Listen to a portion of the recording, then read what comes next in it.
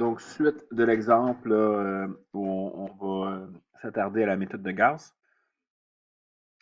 on a notre pivot qui a été déterminé à la première ligne. On veut mettre des zéros à la ligne 2 et à la ligne 3. Donc là, on va faire ça, je vous dis, le plus simple possible en se disant, ben, si on va avoir un 0 là et là, quelles opérations doit-on faire? Donc la ligne 1, la ligne pivot, la ligne où se situe le pivot ne bougera jamais. Ici, dans ce cas-ci, l'opération n'est pas très compliquée. On va prendre notre ligne 2 et on va lui soustraire 2 fois la ligne 1. Vous voyez, c'est ça l'avantage d'avoir un 1 ici. Si on avait eu un 7, par exemple, ou un 8, mais il aurait fallu trouver le plus petit commun multiple, alors qu'ici, ben, comme c'est un 1, on a juste à multiplier par 2, puisqu'on a 2 à la ligne 2. Alors que la ligne 3, si on l'additionne à la ligne 1, ça va nous donner la ligne 3, la ligne 2 ici. Ben, le travail va être fait. Donc, on y va. On fait ligne 2 moins 2 fois ligne 1. Donc, 2 moins 2, 0. 1 moins, donc ici, 1 moins 2 fois 1, ça va faire moins 1. Moins 1 moins 2 moins 3. 1 moins 12 moins 11. Si on regarde ce qui se passe pour la ligne 3, on a décidé de faire ligne 3 plus ligne 1. Donc, moins 1 plus 1, sans grande surprise, nous donne 0. Moins 1 plus 1, 0 aussi. Et 1 plus 1, 2. 0 plus 6, 6. Nous avons donc ici réussi à, en dessous du pivot, avoir des zéros. Mais là, il y a comme eu un heureux hasard. En échelonnant, donc, dans le fond, la première colonne, en mettant les zéros en dessous du premier pivot, ben, il y a un zéro qui est arrivé ici. Ça fait en sorte qu'en un seul coup, en une seule étape, là, on a échelonné notre matrice. Si vous regardez, le nombre de zéros augmente à chacune des lignes et on n'a pas à faire d'autres étapes. Donc là, ça, c'est très rare que ça arrive. C'est vraiment juste un hasard avec les nombres qui étaient là. Ce qui fait en sorte qu'on peut tout de suite, à partir de ce qu'on a ici, ben, terminer le problème. On sait que 2z, donc de L3, on sait que 2z égale 6. Il revient à dire que z vaut 3. Dans L2, on sait que moins y moins 3z égale moins 11. Qui revient à dire que moins 3 égale moins 11. On va trouver un y qui vaut 2. Et à partir de la ligne 3, pardon, de la ligne 1, on a x plus y z égale 6. X plus 2 plus 3 égale 6. Donc x égale 1. La solution, c'est 1, 2, 3. Là, pour ceux qui se disent, ouais, mais là, faire ça ici, on travaille fort pour obtenir quelque chose de simple avec tes matrices. Puis là, on revient avec nos x, y ici. Je vous dis, je vais juste vous rassurer, à la section 10.4, on va améliorer notre technique et au lieu d'utiliser la méthode de Gauss, ça va être plutôt la méthode de Gauss-Jordan. Donc, le travail qui est fait ici va être éliminé là, on va rester dans nos matrices pour que uniquement nos matrices puissent nous donner nos statistiques. Fin de la parenthèse. Avant de continuer, je veux juste revenir en arrière sur un exemple que je n'avais pas fait. Je vous avais laissé en exercice. Donc, je me suis rendu compte qu'il n'y a pas beaucoup d'exemples sur la méthode de Gauss, puis je pense que c'est important d'y arriver. Donc, de la pratiquer. Donc, l'exemple qui est là, je vous avais donné la solution. On était à l'étape où on utilisait uniquement la méthode d'élimination. Ben, je vais le faire avec vous avec la méthode de Gauss. Donc, prendre une couleur intéressante. Ma matrice au début va être de 2. Ma matrice augmentée initiale.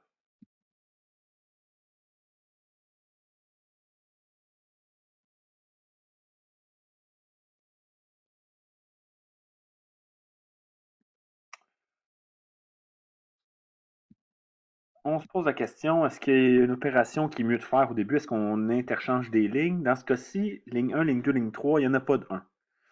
Donc, on ne fera pas d'opération spéciale. Donc, ça, c'est ma ligne 1, ma ligne 2, ma ligne 3. Le symbole des matrices, soit dit en passant, pour dire qu'ils sont équivalentes, qu'elles sont semblables, ce n'est pas un égal, c'est un tilde. Donc, il n'y a pas de 1, c'est pas grave. Ça va être mon pivot. Donc, je vais avoir des zéros ici. Donc, ma ligne 1 va rester ligne 1. Et je vais me poser la question, comment je fais pour avoir un 0 ici? Ben, je vais prendre ma ligne 2, puis je vais soustraire 2 fois ma ligne 1. Pour avoir un 0 ici, je vais prendre ma ligne 3, puis je vais lui additionner la ligne 1. Donc, toujours travailler à partir du pivot. À partir de là, vous devriez obtenir la chose suivante.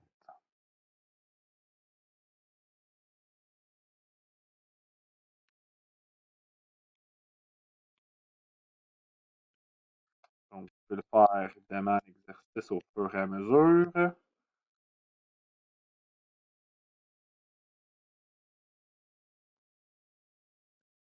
Donc, okay. Étape suivante. Donc, on a fait le travail avec notre pivot ici, on a des zéros en dessous. Maintenant, le second pivot devrait être là, puis notre objectif, c'est d'aller mettre un 0 ici. Donc, pour y arriver, on continue le travail. Donc, la matrice ici est équivalente à celle-là, qui va être équivalente à la suivante. La ligne 1 ne bouge pas. La ligne 2 non plus. On va uniquement travailler avec la ligne 3. Et là, on va prendre la ligne 3, puis on va lui... Et là, vous voyez, on ne va pas faire la ligne 3 moins, on ne va pas multiplier la ligne 2 par quelque chose, c'est plutôt la ligne 3 qu'on va multiplier par 5. Et on va lui soustraire la ligne 2 pour donner ma nouvelle ligne 3. Donc, ça devrait vous donner, prenez la peine de faire les opérations.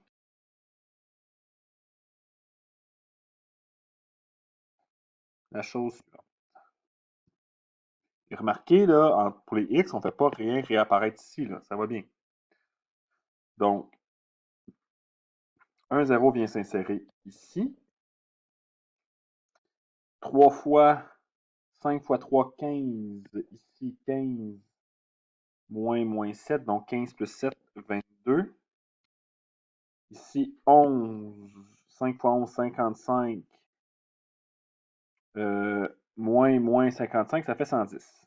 Et là, à partir de là, on arrive, hein, donc on fait le travail L3, 22Z égale 110, Z est égal à 5.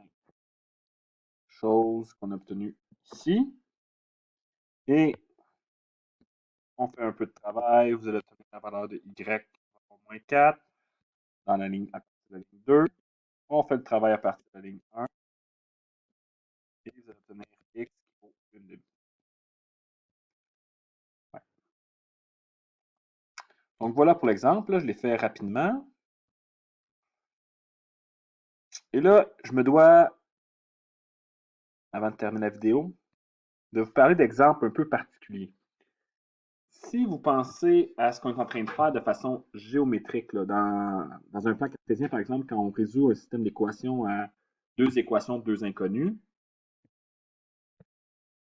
graphiquement, ce que ça représente, c'est trouver l'intersection entre deux droites.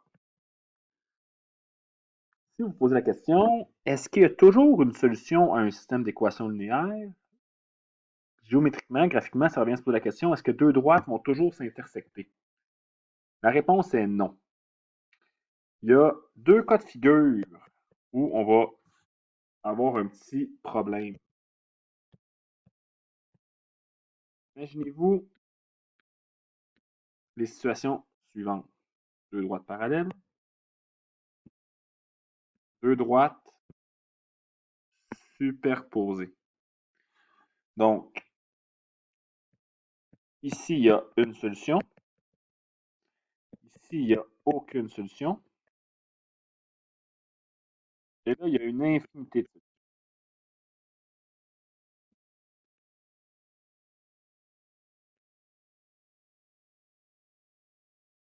Et bien que les exemples là, au A et au B que vous avez devant vous ne sont pas des systèmes d'équations linéaires à deux équations deux inconnues, il y a un parallèle à tirer. Là. Trois équations, trois inconnues, on préfère avoir la même analogie, mais au lieu d'avoir des droites, ce serait des plans. Mais avec le même principe, il peut y avoir des systèmes d'équations linéaires, donc avec une seule solution. Il peut y avoir une infinité de solutions, comme il peut y avoir aucune solution.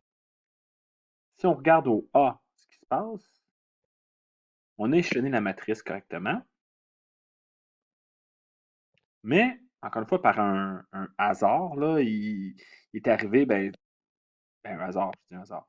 La matrice est échelonnée, puis on se rend compte qu'on a à la troisième ligne 0x plus 0y plus 0z égale 4. Donc 0 égale 4. Un peu bizarre. Aucune valeur de x, y, z vont permettre de réconcilier le 0 égale 4. Donc ici, il n'y a aucune solution possible en x, y, z qui satisfait le système d'équations linéaires qui a mené à cette matrice échelonnée ci-dessus. Donc, aucune solution. On est dans le cas où on aurait deux droites parallèles ou trois plans qui sont parallèles. Donc, jamais d'intersection, pas de solution. Au B, je ne vous cacherai pas, on va arriver à la situation particulière où il y a une infinité de solutions. Et là, infinité de solutions. Regardez bien ce qui se passe. La ligne 3 me dit que 0x, 0y plus 0z égale 0. Ben ça représente une infinité.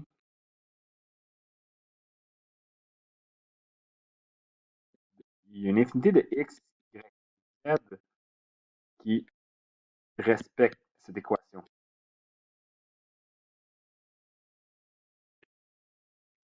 Mais est-ce qu'on arrête là? Non. Parce que pas juste l'équation, la ligne 3 à respecter, il faut respecter ligne 1 et ligne 2. Hein? Mais les deux autres lignes donnent des contraintes à respecter.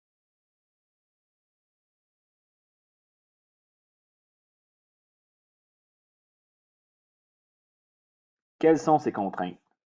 Ben, supposons, donc c'est là que, on va changer de couleur pour dire c'est là que je commencerai là, à écrire ma démarche. Supposons que Z est une solution, mettons égale T.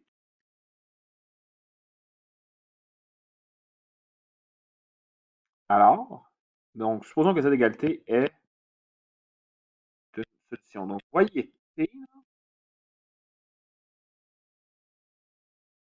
comme une valeur me permettant de résoudre le système.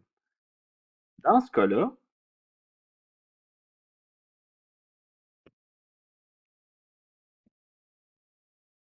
alors, la ligne 2, qu'est-ce qu'elle me dit? Elle me dit que Y plus 2Z doit donner 2. Donc, Y plus 2T, la valeur T en question, doit nous donner 2. Ça voudrait dire que Y serait égal à 2 moins 2 fois la valeur T que j'ai attribuée. Parfait. Mais c'est pas tout. X, lui, qu'est-ce qui se passe avec? Donc ça, c'est à partir de ligne 2. Et à partir de ligne 1, qui est là, nous allons déterminer une valeur pour X. Suite, dans la prochaine vidéo.